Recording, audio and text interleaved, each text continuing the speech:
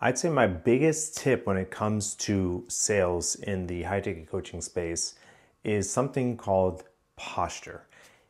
If you don't have posture, or you haven't really figured out how to bring posture into your sales conversations, it's really going to be an uphill battle. So, what's made me far more successful than any other, mindset tip or strategy is implementing this thing called posture. So, check it out. Here's what it is.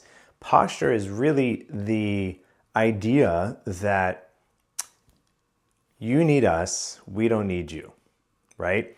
I'm in a place of power. I'm not going after the sale. And the reason why that's such an important concept is because when people think, oh, I'm getting onto a call or into a Zoom conversation with a sales rep, what do they want? What does everybody think? It's that they want to close the deal, right? I just want your money. I just want to close however I'm going to close. What happens is that brings up something called buyer's resistance. Buyer's resistance is that just like that natural resistance to wanting to fork out cash. Now, naturally, if what you got going on, your service, your product is more valuable to me than the cash in my pocket, there should be zero buyer's resistance. I should just be throwing that cash at you, right?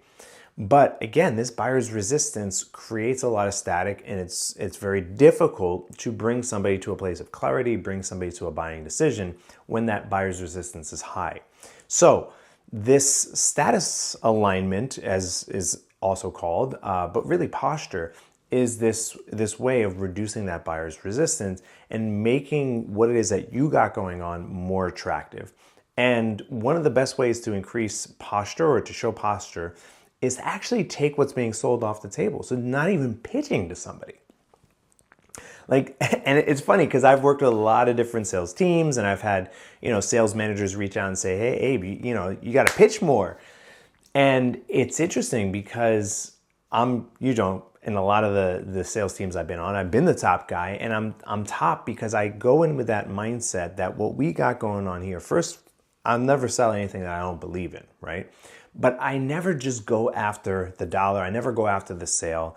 It's always, I'm as protective of my community, of my coaching program that I'm selling, as I am eager to grow it.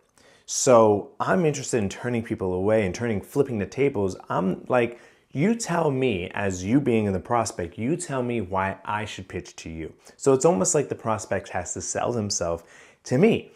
To really illustrate this point, there's a great Seinfeld episode from back in the 90s where George hears about some cleaning company where they come to clean your carpets, but it's really a front for a cult, and they try to recruit you into their cult.